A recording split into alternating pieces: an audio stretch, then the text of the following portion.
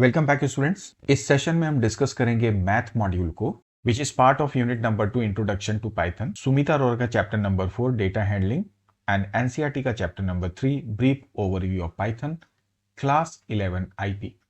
Without wasting time session start करते हैं।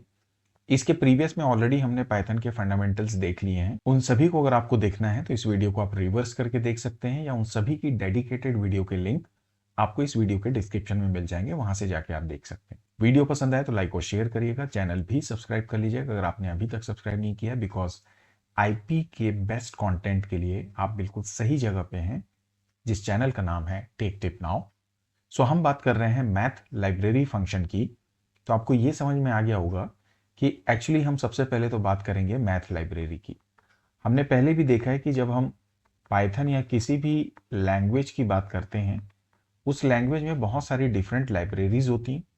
ये लाइब्रेरीज क्या करती हैं, आपको मल्टीपल फंक्शंस प्रोवाइड करती हैं पर्टिकुलर ऑपरेशन को करने के लिए। तो ये जो मैथ लाइब्रेरी है, आपको ये समझ में आ गया होगा कि आपको ये बहुत सारे मैथमेटिकल फंक्शंस प्रोवाइड करेगा, जिसको कि यूज करके आप पर्टिकुलर मैथमेटिकल ऑपरेशन परफॉर्म कर सकते हैं। लेकिन यहाँ पे बात आ रही है कि अगर आपको मैथ या मैथमेटिकल फंक्शंस को यूज करना है, उसके लिए सबसे पहले आपको मैथ मॉड्यूल को इंपोर्ट करना पड़ेगा।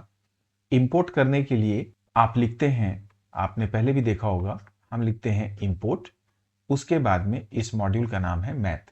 तो आप सबसे पहले लिखेंगे अपने पाइथन प्रोग्राम में इंपोर्ट मैथ। इसे लिखने के बाद में इससे रिलेटेड किसी भी फंक्शंस को अगर आपको यूज करना है, उसके लिए आप उस फंक्शन के नाम को इस मैथ लाइब्रेरी के साथ क्या करेंगे, प्रीफिक्स करेंगे यूजिंग दिस डॉट ऑपरेटर। जैसे कि मान लीजिए मुझे स्क्वायर रूट फंक्शन का इस्तेमाल करना है, तो मैं लिखूंगा मैथ, फिर लगाऊंगा डॉट, और उसके बाद मैं लिखूंगा SQRT, उसके बाद जो भी वैल्यू हम इसमें पास करना चाहते हैं। तो बोलने का मतलब, अगर आपको मैथ का फंक्शन यूज करना है तो उसके लिए मैथ मॉड्यूल को इंपोर्ट करेंगे, फिर जो भी फंक्शन आप यूज कर रहे हैं उसे आप प्रीफिक्स करते हैं उस लाइब्रेरी मैथ के साथ में डॉट को यूज करते हुए। अब ये जितने भी मैथ फंक्शंस हैं, आप यहाँ पे देख रहे होंगे आपकी स्क्रीन पे, power, square root, floor ceil, factorial, GCD that is greatest common divisor, then fabs, इन सबको हम एक एक करके अब डिस्कस करेंगे। सबसे पहले हम बात करेंगे पावर फंक्शन की।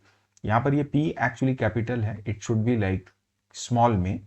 तो आपको ये समझ में आ गया होगा कि यदि आपको x का पावर y निकालना है तो उसके लिए हम पावर फंक्शन यूज करते हैं, so that we can say power function returns base raise to exponent power. मतलब अगर मैं लिखता हूं पावर और यहां पे लिख दूंगा 2,3, इसका मतलब 2 is base and 3 is my exponent, और इसका जो भी आंसर आएगा वो आपको मिल जाएगा। अब पावर फंक्शन जब आप यूज करेंगे तो एक पॉइंट याद रखिए जो सबसे इंपॉर्टेंट है, कि इस फंक्शन का जो ये मैथ लाइब्रेरी फंक्शन है, ये आपको एक फ्लोटिंग नंबर रिटर्न करता है। कहने का मतलब यहां पर ये जो आंसर मैंने 8 लिखा, अब जैसे मान लीजिए आपने डाला x में 4, y में डाला आपने 3, इसके बाद में आपने यहाँ पे सबसे पहले ऑब्वियसली आप इंपोर्ट करेंगे इंपोर्ट मैथ। मैथ इंपोर्ट करने के बाद में आप लिखते हैं मैथ डॉट POW ब्रैकेट में x, y।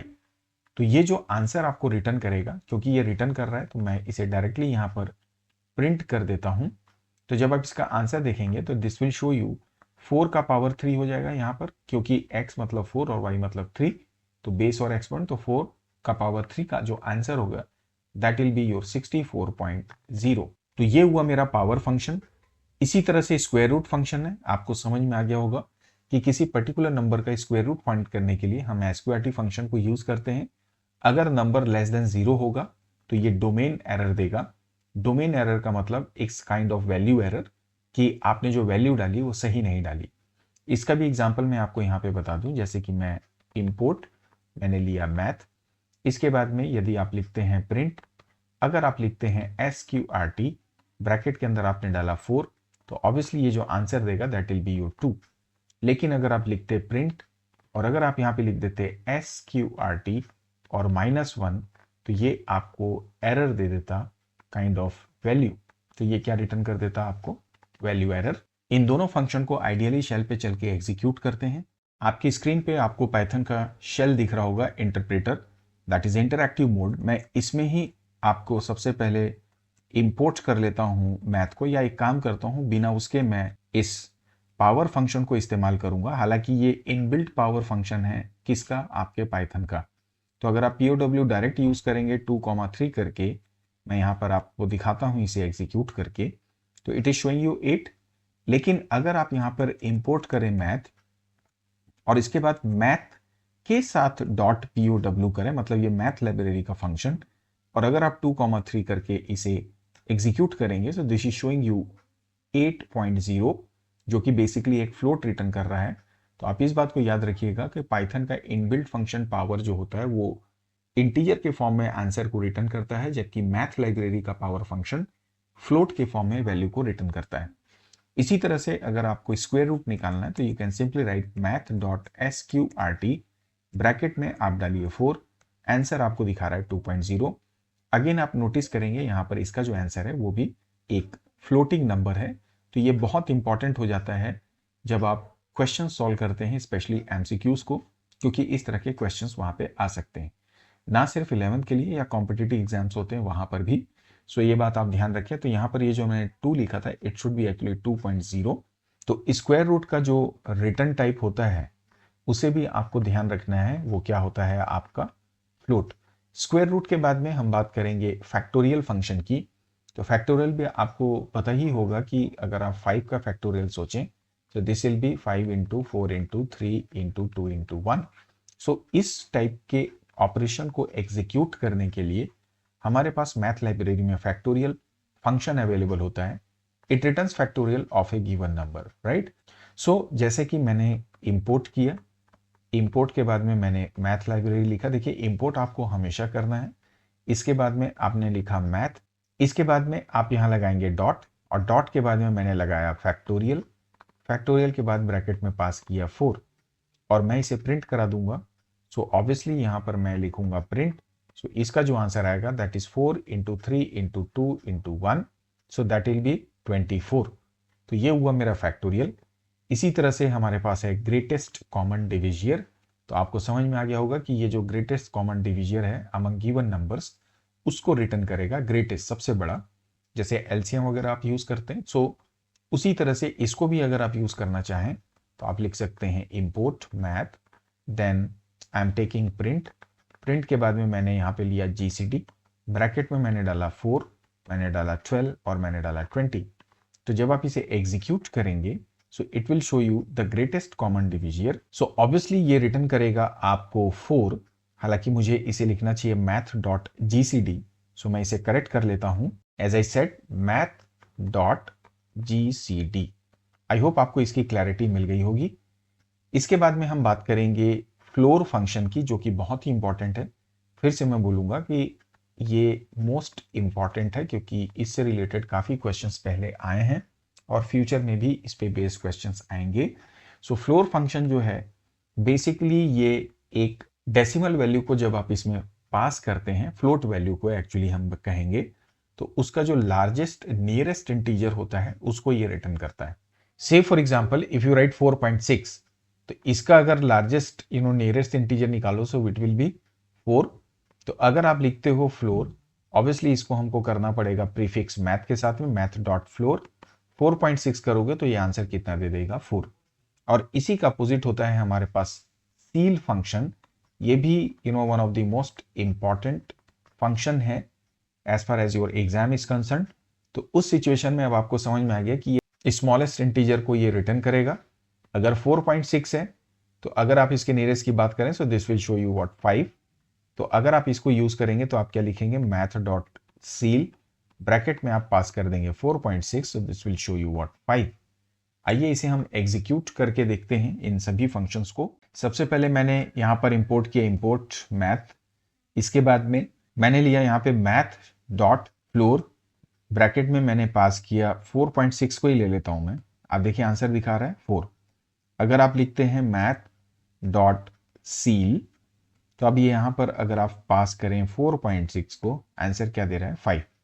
अब अगर आप लिखते हैं मैथ डॉट फ्लोर, मैं अब कोई नेगेटिव नंबर लेता हूँ, मैंने लिया -4.6, ध्यान दीजिएगा एंटर किया तो क्या दिखा रहा है आपको -5। इस सिचुएशन में ध्यान रखना, नेगेटिव के केस में आपको कंफ्यूजन नहीं होना चाहिए इसी तरह से मैथ डॉट सी लीजिए और अगर आप मैथ -4.6 पास कर दोगे, now this time this will show you largest nearest that is smallest nearest -4। तो ये तो बात हो गई हमारे फ्लोर एंड सील की। इसी तरह से हम यहाँ पर एक बार ग्रेटेस्ट कॉमन डिविजियर को भी ले लेते हैं। So I take this GCD and यहाँ पे जैसे मैंने डाला 4, मैंने डाला 12 और मैंने डाल दिया 24, एंटर प्रेस करिए। So this is showing you 4। So this is how we can understand all these different type of functions जो कि मैथ मॉड्यूल का पार्ट है। इसके बाद में फैप्स भी एक इंपॉर्टेंट फंक्शन है जो कि किसी भी वैल्यू को या जो भी वैल्यू जैसे आपने पास किया विद डेसिमल, तो उसका एब्सोल्यूट वैल्यू को आपको ये एज एन आंसर रिटर्न करता है। इसे भी हम पाइथन शेल पे एग्जीक्यूट कर लेते हैं। सो मैं यहाँ पे लिखता हूँ मैथ डॉट, इसके बाद मैंने लिया फैप्स एंड इसके अंदर में मैंने पास किया -5। एंटर प्रेस करें, क्या दिखा रहा है आपको 5.0 जो कि एक फ्लोट वैल्यू रिटर्न कर रहा है। इसी तरह से मैं लेता हूँ मैं वापस लेता हूँ मैथ डॉट फैप्स, इसके अंदर में मैंने पास किया मैथ डॉट सील और इसके अंदर में मैंने लिया -5.8 एंड इसके बाद में दोनों ब्रैकेट क्लोज करके एंटर प्रेस करेंगे। It will show you what 5.0 because पहले सील ने -5 रिटर्न किया, फिर उसको इसने एब्सोल्यूट करके 5.0 में आंसर रिटर्न किया।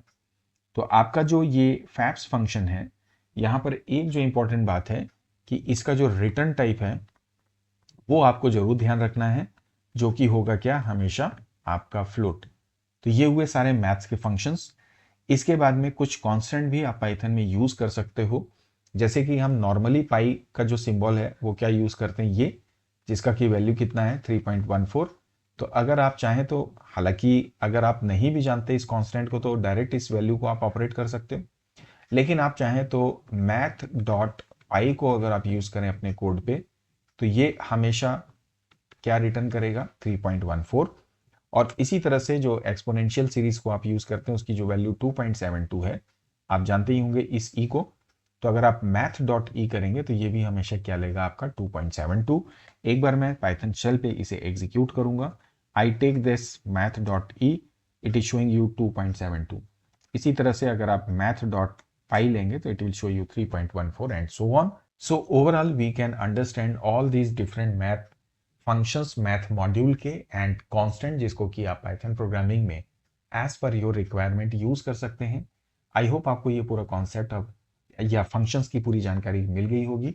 वीडियो पसंद आया लाइक और शेयर करिएगा। किसी भी तरह का डाउट होने से आप मुझे कमेंट कर सकते हैं या मुझे मेल भी कर सकते हैं।